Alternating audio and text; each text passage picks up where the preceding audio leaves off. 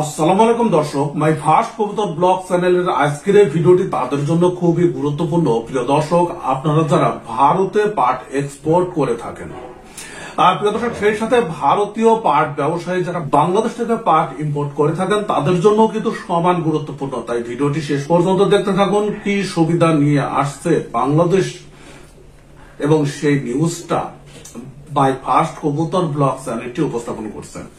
আর প্রিয় দর্শক, বাংলাদেশ থেকে ভারতে পাট রপ্তানির ক্ষেত্রে সবচেয়ে গুরুত্বপূর্ণ যে বিষয়টি হলো সেটি হলো পাট রপ্তানি রুট, অর্থাৎ কোন রাস্তা দিয়ে বাংলাদেশ থেকে ভারতে পাট রপ্তানি করা হয়। এতদিনও আমরা দেখেছি বিভিন্ন স্থল বন্দর দিয়ে কিন্তু বাংলাদেশি পাট ভারতে রপ্তানি হয়ে থাকে। আর প্রিয় দর্শক, এই যে একটি দূরত্ব, খরচ অনেক বেশি, এই বিষয়টির উপর কিন্তু গুরুত্ব আরোপ করেছে বর্তমানে বাংলাদেশ সরকার, এবং যার জন্য কিন্তু চালু করা হচ্ছে নতুন আরেকটি নৌবন্দর, সেটি হলো রাজশাহীর। প্রিয় দর্শক, সেই রুটটি হলো রাজশাহীর গোদাগাড়ি, সেখান থেকে যাবে সুলতানগঞ্জ, সুলতানগঞ্জ থেকে ভারতের মুর্শিদাবাদের ধুলিয়ান থেকে ময়া নৌবন্দর, অর্থাৎ প্রথমে রাজশাহীর গোদাগাড়ি, সেখান থেকে সুলতানগঞ্জ, তারপরে মুর্শিদাবাদের ময়া, ময়া থেকে ধুলিয়ান, পুরো 78 কিলোমিটার রাস্তা। প্রিয় দর্শক, একবার চিন্তা করে দেখেন যে এই রাস্তাটি অর্থাৎ নৌ চলাচল যদি শুরু হয় তাহলে রাস্তাটি শর্ট হচ্ছে, খরচ অনেক কমছে, ঝামেলা অনেক কমছে, এবং এখানে কিন্তু লাভবান হবে যারা পাট এক্সপোর্ট করে থাকেন। প্রিয় দর্শক, তবে প্রাথমিকভাবে সুলতানগঞ্জ থেকে ময়া পর্যন্ত অর্থাৎ 17 কিলোমিটার চালু করা হচ্ছে বাংলাদেশ থেকে ভারতে এক্সপোর্ট রুট, এবং ভারত থেকেও কিন্তু আমদানি করা হবে সিমেন্টের কাঁচামাল, সাথে পাথর, বালি, এই সবগুলো, এবং এছাড়া অন্যান্য যেসব কিছু পণ্য আমদানি করা হবে, এবং বাংলাদেশ থেকে বস্ত্র, মাছ এবং পাটজাত পণ্য কিন্তু এই রুটে রপ্তানি করা হবে।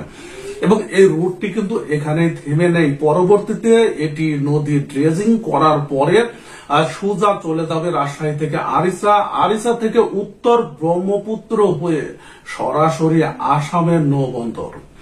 আর তারপরে একটি লং রাস্তা, এবং যেটি আরো লং ছিল যখন স্থল বন্দর দিয়ে পারাপার করা হতো সেটি অনেকটাই শর্ট করা হয়েছে। অর্থাৎ এর পরবর্তীতে এই সম্পূর্ণ রুটটি যখন চালু করা হবে তখন আসাম থেকে ধুলিয়ান পর্যন্ত ভারতীয়রা সরাসরি বিভিন্ন পণ্য বাংলাদেশের নৌবন্দর ব্যবহার করে তারা কিন্তু পারাপার করতে পারবে, এবং সেই সাথে বাংলাদেশ কিন্তু অর্জন করবে সেখান থেকে প্রচুর বৈদেশিক মুদ্রা। এবং বাংলাদেশে কিন্তু এই রুট ব্যবহার করে বাংলাদেশের রাজশাহী থেকে সরাসরি আসাম, এবং রাজশাহী থেকে সরাসরি কিন্তু মুর্শিদাবাদের ধুলিয়ান পাট এবং পাটজাত পণ্য রপ্তানি করতে পারবে। প্রিয় দর্শক, এখানে খরচ, সময়, রিস্ক পুরাটাই কিন্তু সেভ হবে, এবং প্রচুর পরিমাণে লাভবান হবে, এবং প্রচুর পরিমাণে এক্সপোর্ট হবে পাট এবং পাটজাত পণ্য। সেই সাথে কিন্তু এটি সুখবর তাদের জন্য যারা পাট স্টক ব্যবসায়ী। এখন হয়তো আপনারা প্রশ্ন করতে পারেন যে রুট কবে থেকে চালু করা হবে। প্রিয় দর্শক, আগামী 12 ফেব্রুয়ারি 5টি রুট অর্থাৎ 5টি টিপ কিন্তু চালু করা হচ্ছে প্রাথমিকভাবে, তারপরে আস্তে আস্তে 100% টিপ এটি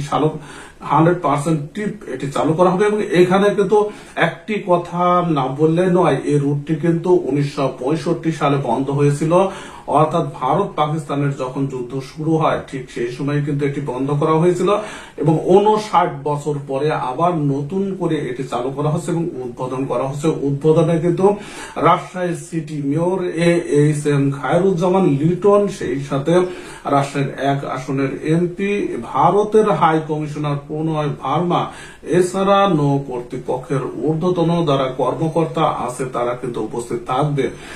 প্রিয় দর্শক, চালু হোক নতুন সুলতানগঞ্জ টু ময়া নৌবন্দর।